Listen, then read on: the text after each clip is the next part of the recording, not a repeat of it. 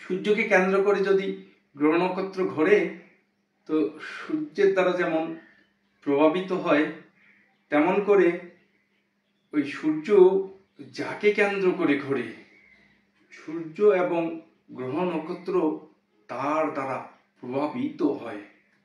আমার জীবন উদ্দাতা পরম দয়ালের শ্রীচরণে অনন্ত কোটি প্রণাম। গুরুকুলের সকল সদস্যের প্রতি প্রণাম। শ্রোতা এবং ভক্তদের জানাই আমি নমস্কার এবং জয় গুরু। আজকের আলোচ্য বিষয়, সদ্গুরু গ্রহণ করলে গ্রহ দোষ দূর হয়।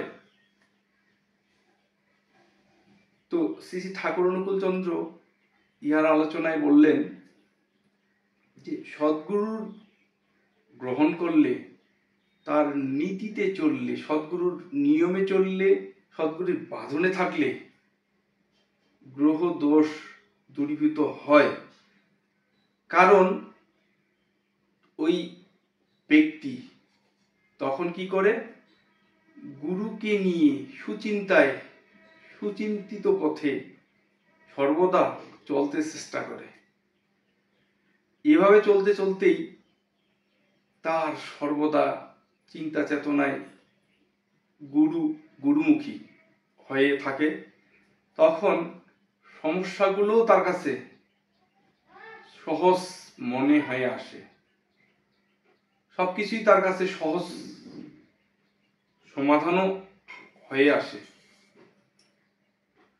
তো এমন এক ঘটনা যে এক ঋত্বিক দেবতা সাধারণ এক ব্যক্তিকে বলছেন যে দাদা দীক্ষাটা নিয়ে নেন, আপনার গ্রহদোষ কেটে যাবে, আপনার কল্যাণ হবে, আপনার অনেক সমস্যা, সেই সমস্যাগুলোর একটার পর একটা সমাধান হয়ে আসবে।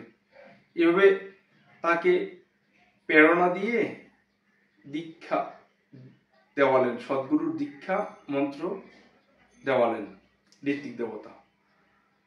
যখন ঋত্বিক দেবতা সদ্গুরুর মন্ত্র তাকে দান করলেন, সে প্রথম অবস্থায় ভালোভাবেই সেটা গ্রহণ করলেন, সে নাম ধ্যান চালিয়ে যাচ্ছিলেন। হঠাৎ 7 দিনের মাথায় তার দুর্ঘটনা হলো, আর সেই দুর্ঘটনায় তার পা একটা ভেঙে গেল।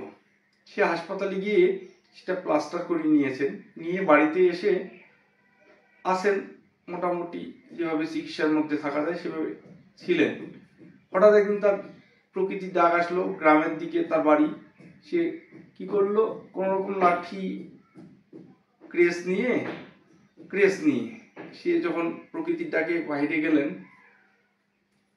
তো দেখা গেল যে আড়াল থেকে সাপ এসে তার পায়ে সবল দিলেন। ঠিক ভাঙ্গা পায়ে, প্লাস্টার করা আছে, সেই প্লাস্টারের উপরে সবল দিলেন। সে বিষাক্ত সাপ তার ক্রোধে একেবারে জোরে সোরে সবল যখন দিলেন, প্লাস্টারের মধ্যে, পায়ের প্লাস্টারের মধ্যে বিষাক্ত দাঁত আটকে ছিলেন, খুলতে পারতেছে না সাপ। কোন রকম চিৎকার চেঁচামেচি করে লোকজন এসে কোন রকম ওই সাপটাকে খুলে ছেড়ে দিলেন। কি হলো, সে তখন বুঝতে পারলো যে যদি প্লাস্টার আমার পায়ে না থাকতো, তাহলে সাপ কি করত, কামড় ডাইরেক্ট পায়ে দিত, প্লাস্টারের উপরে নয়। ইহার কারণে কি হতো, বিষাক্ত সাপের বিষক্রিয়ায় আমার মৃত্যুও তো হতে পারত। এমন চিন্তা যখন মাথায় আসলো, সে তখন তার বিবেক জাগ্রত করতে পারলো। সে ভাবলো যে আসলে তাহলে আমার পা ভাঙা এটা একটা আমার কল্যাণের অংশ, আমার জন্য কল্যাণ বয়ে আসলো। যদি পা ভেঙে গেছে বিধায় প্লাস্টার হয়েছে, আর প্লাস্টার হয়েছে তো ওই পায়ে সাপ কামড় দিয়েছে। তো সাপ কামড়ে যে মৃত্যু যোগটা আমার ছিল সেটা কেটে গেল। হয়তো ওই যোগটা কিছু অন্তত দেখা দিয়েছে, বাট মৃত্যু তো হয়নি। সামান্য ওই সাপে কামড়ার মধ্য দিয়ে, মানে ওই প্লাস্টারের উপরে কামড়ের মধ্য দিয়ে ভাঙার মধ্য দিয়ে বিপদ বা ফাড়া বা গ্রহদোষ সব দূরীভূত হয়ে গেল।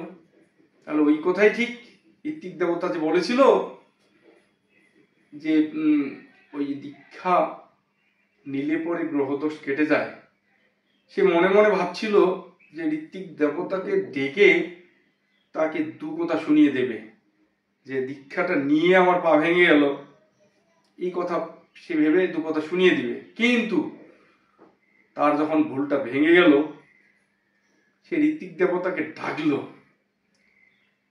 কিন্তু দু কথা শোনানোর জন্য নয়,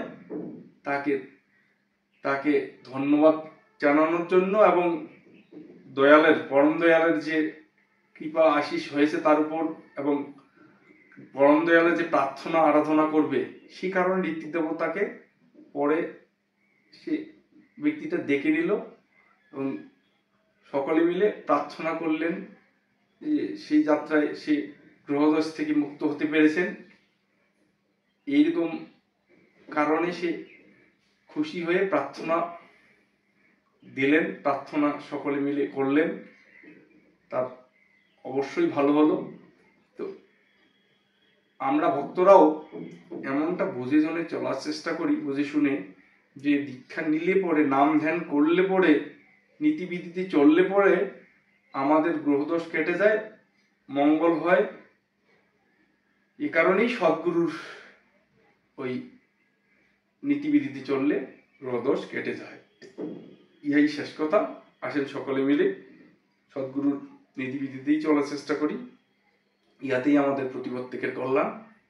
সকলকে নমস্কার এবং জয় গুরু।